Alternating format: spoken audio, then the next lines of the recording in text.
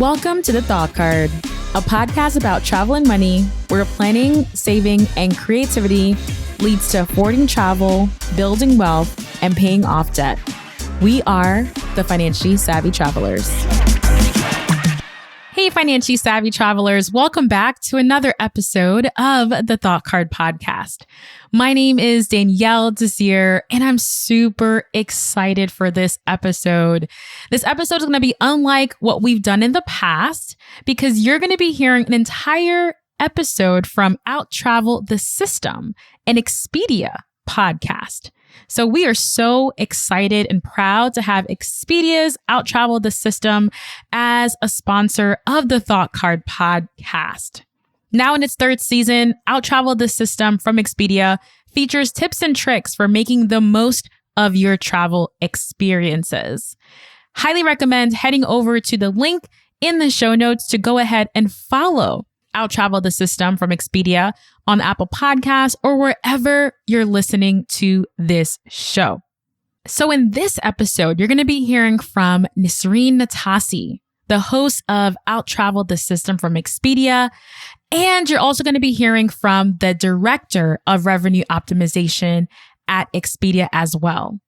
And they're going to be talking all about how pricing for flights and hotels work and why bundling helps you save a lot of money.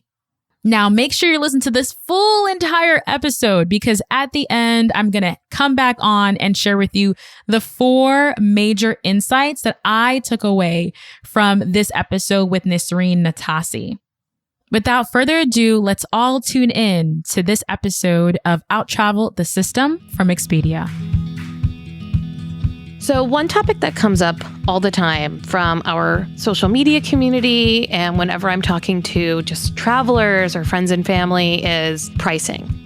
How does Expedia or any of these other places set their prices? What goes into it? Why do prices change so quickly? What's the best way to get the ultimate price? So that's why in today's episode, we decided to peel back the curtain, take a sneak peek under the hood, and really dive in to the world of pricing.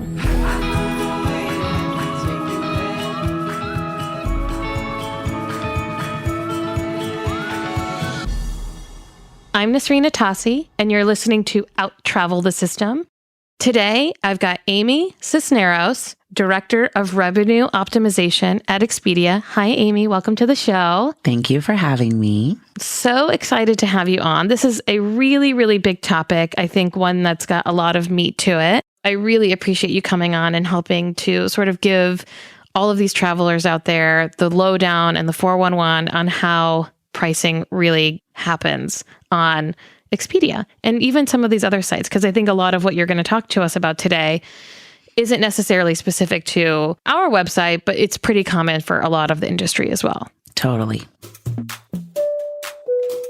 One of the biggest questions that I get all the time is how come we don't necessarily always have the cheapest price on our site? Well, prices are really determined by suppliers, and so pricing can vary from day to day. One day, a specific flight might be available on a Friday, where that flight at that cheaper price is not available on a Saturday. I would say maybe alter some of your search parameters. If you are open to a weekend-to-weekend travel, look at that Friday and look at that Saturday leave date. Also look at different times to come back. Sometimes times play into it. I guess from your experience, from what you've seen, looking at the pricing on a regular basis, is it cheaper to buy things sort of separately, or would it be cheaper to buy things as a package, or does it vary? Suppliers, whether it's flight or hotel, definitely will give better deals on the package path than they will if you were to shop the standalone. And the reason being is there's something that we have in the industry called opacity, which means it's kind of hidden to competitors. So a certain airline might give you a price that's half off on the package path for a flight that you would not see on the standalone path. And so everybody loves a package customer. Suppliers want our customers to bundle and save. And so they're highly incentivized to give better deals in the package path. Okay.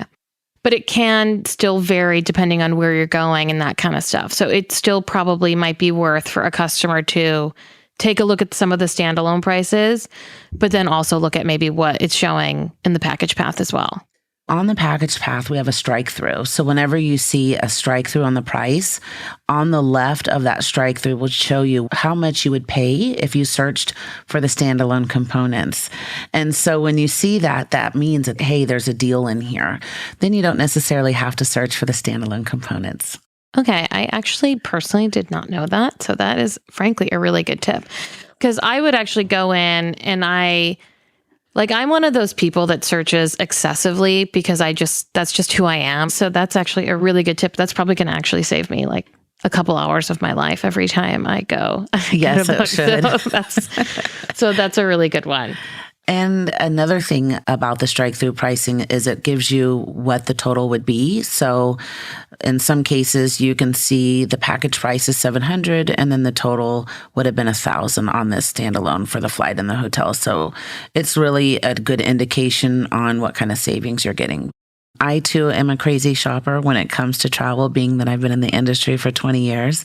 I always want to make sure, but the more you add, the more you save, right? That's our value proposition at Expedia, is all those options that we have.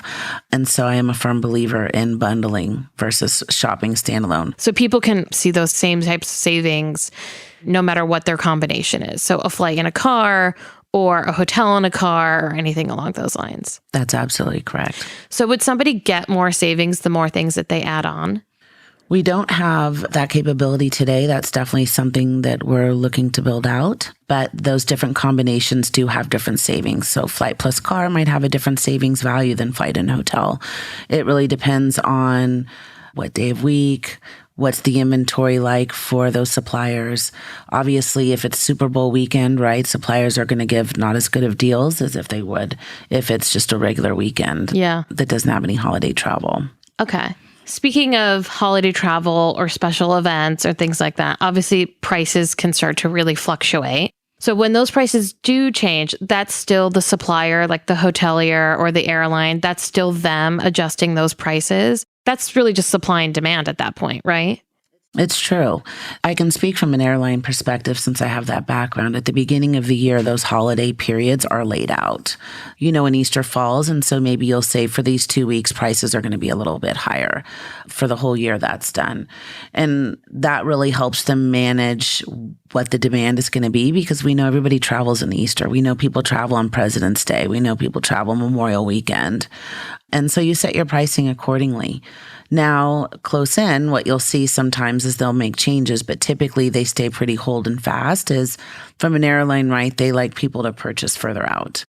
Now, from a hotelier, it's a little bit different, right, because they've got a set of inventory.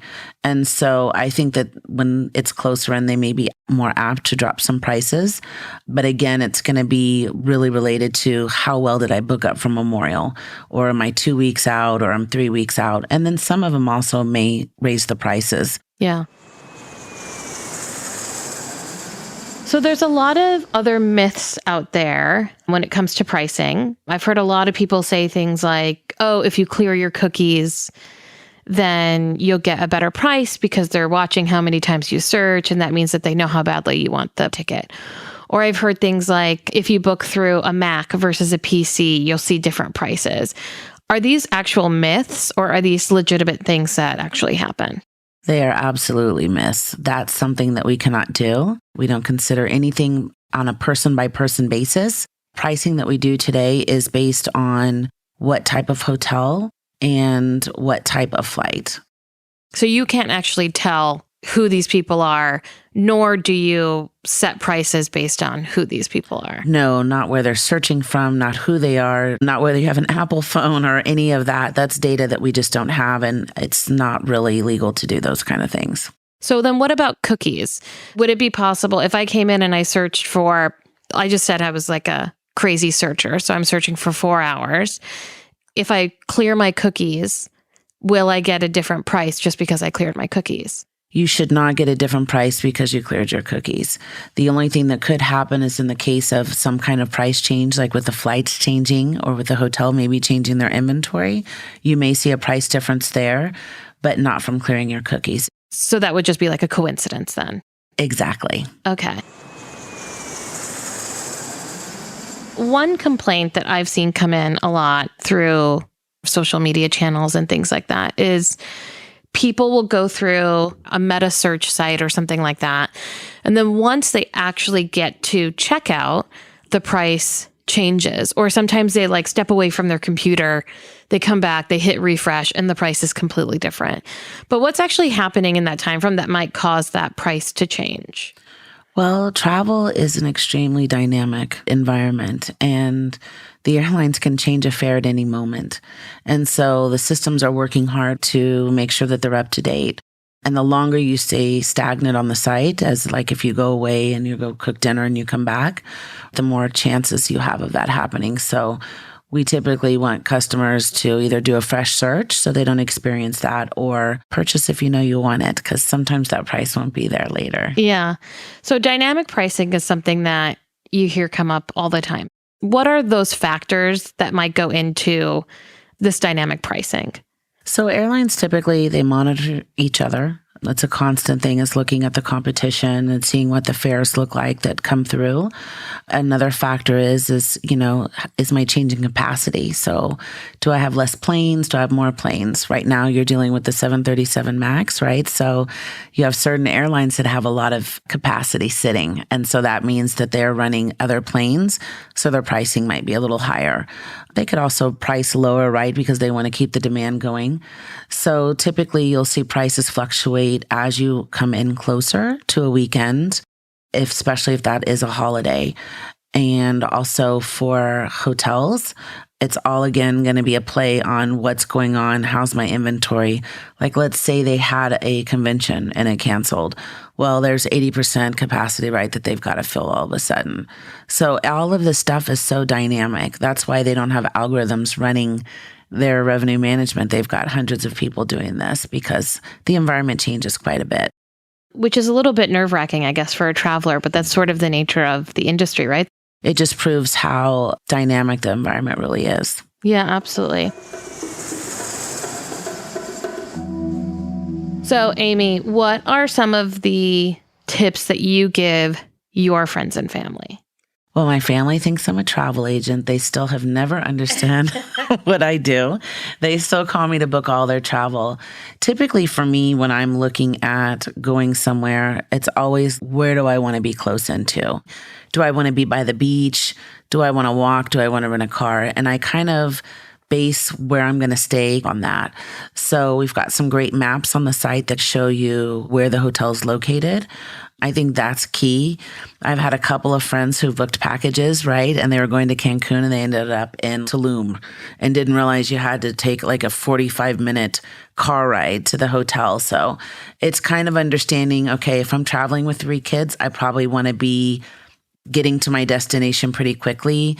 Traveling is super stressful with security and with everything else nowadays, that I look to, how can I get to my destination the easiest, the most comfortablest, if that's such a word, and obviously in a cheaper way. What are some of the ways to do things a little bit cheaper then? Typically staying over a week, you get some better deals when you have a Saturday night stay. Both flight and hotel do offer better deals in that way. If I'm going on a weekend, then the key is obviously coming back on Monday. That's what everybody does. So you look at, or even on Sunday. So maybe if you can, come back on a Tuesday. So kind of looking around, typically Sundays, right? That's what everybody's going to want to do, is come back. So you can save quite a bit even coming back on a late Saturday. Checking for the one day later or the one day earlier and seeing how that might sort of affect your trip and the costs of things. Exactly. Yeah, on the departure and on the arrival, on both. Sometimes I've gone somewhere, I wanted to go for New Year's Eve. We came back New Year's Eve and I saved $800. I didn't really need to be in that island on New Year's Day. So it's just little things like that, where you're like, well, you saved $800. You can go do something else with that money. Yeah, absolutely. I mean, $800, that's some pretty crazy savings. It's true. We talked a lot about that sort of bundling. Are you a big proponent of that as well? Like, have you seen some decent savings yourself? I have booked some great packages to St. Martin before the hurricanes. It was such a beautiful place. And I am a proponent just because I'm in the industry and I know how the filing works, right? The filing of the fares and the filing of the rate plans. Hoteliers value package customers in that they know they're less likely to cancel. They're less likely to change, meaning they're kind of in, and it's a different kind of customer that books a package. You don't book them all the time, right? And it's usually a family trip or a romantic vacation or a honeymoon. So hoteliers are definitely incentivized, as well as flights, to get better deals when you bundle. And again, it goes back to them being able to give a better deal that their competitors can't figure out. Last summer, my cousin was getting married, and I very, very classically waited until the last minute to book it, even though I knew a year beforehand that she was getting married in Spain. So about maybe 6 weeks out, I go in to book for me and my husband. I just knew that the prices were going to be really tough. So I started searching, and, we had some flexibility because we wanted to have a little bit of free time before or after the wedding. So I was checking all these different options. And then I actually decided to add a hotel for one night. And I started searching as a package because at that point I needed a hotel. And my flights were each, at the time when I was just looking at the flights, each one was $1,500. And then when I added the hotel in Madrid for one night, the entire trip for 2 flights plus the hotel became $1,500. So literally adding a hotel for one night in Madrid saved $1,500. I was shocked, which is really funny because I work at Expedia and I know that bundling helps you save. Typically I've saved, at most $100 or $200. I've never saved anything to that tune. So ever since then, I feel like whenever I go to search for a flight, I'm like, oh my God, I need to look at a package. And so it just proves what we're saying. Yeah, amazing. All right, Amy, so where are you headed to next? Where's your next vacation to? Oh, that's a good one. My dream vacation is Bora Bora, but I've heard Maldives is kind of the cheaper version. That's more romantic though. So I probably will pick something. Me and my daughter and my mom like to just go chill out at the beach. And I did some cruising to Aruba and Curacao. So I'd like to go back and stay in Aruba. I recently saw some research about the importance of mothers and daughters traveling together and how it creates this sort of extra moment of connection and bonding. So very on trend, Amy, for you to do. You're really on top of the trends these days, I must say. There we go. Yeah, very into it. All right, Amy, thank you so much for coming on the show today. It was a pleasure to have you. Thank you so much for inviting me. Thanks for listening to Out Travel the System. We'd love to hear your tips, tricks, and stories too. Email us at podcast@expedia.com. And to hear more about these tips and tricks, be sure to come and find us on social media. We are at Expedia. You're listening to Out Travel the System, and I'm your host, Nisreen Atassi. Happy travels.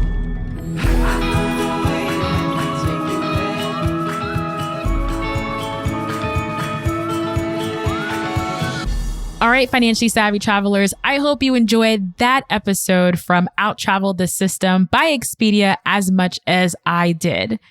I loved this episode because it touched on so many pressing questions that I've always had, like how pricing works, how to find the best deals, and how bundling helps you save. This is something that I haven't really considered before in the past. I usually book my flights separately and I usually book my hotels separately. But it was great hearing this perspective that when you bundle, there's an incentive to save. There are more deals offered. So here are the 4 insights that I took away from this episode. Number 1, you get better deals on hotel and flight packages. You can compare standalone rates to combined rates, but when you bundle, there's an opportunity for you to save. Number 2, clearing your cookies is not effective. This is an old myth, and I'm so happy that they touched on this. Pricing varies and is dependent on a number of factors: competitors, capacity, inventory. These are all things that makes pricing so dynamic in the travel space. Number 3, airlines can change fares at any time. It may just so happen that when we are trying to book, we may have spent a little bit too long on the site And by the time we come back and refresh, that fare is gone. Very interesting. I see firsthand all the time how airlines change their fares, and it was great getting this perspective. Last but not least, the fourth insight I have to share is to consider altering your search parameters. So being flexible on either departure dates or your arrival dates can help you save as well. And this is something when I can do, I definitely look the day before and the day after I want to travel to see if it's cheaper to fly or cheaper to go on that trip. And sometimes you may be surprised that that day may make a big difference, especially if you're traveling on holidays. All right, financially savvy travelers, thank you so much for tuning in to another episode of this podcast. Super excited to have Expedia's Out Travel the System as an official sponsor of this show. So that is all for this episode, and I'll catch you guys in the next one. Bye. I hope you enjoyed this episode, but don't forget there's way more where that came from. When you become a supporter of the show, you'll get bonus episodes, additional tips on affording travel, real-time updates, as well as strategies for building wealth and creating multiple income streams. Head over to thoughtcard.com/join to support. Also, be sure to follow me on Instagram. I'm at the Danielle Desir. Slide in my DMs and share with me your thoughts about this episode. What did you enjoy? What stood out to you? Let me know. I'd absolutely love to connect with you outside of the podcast. See you in the next one.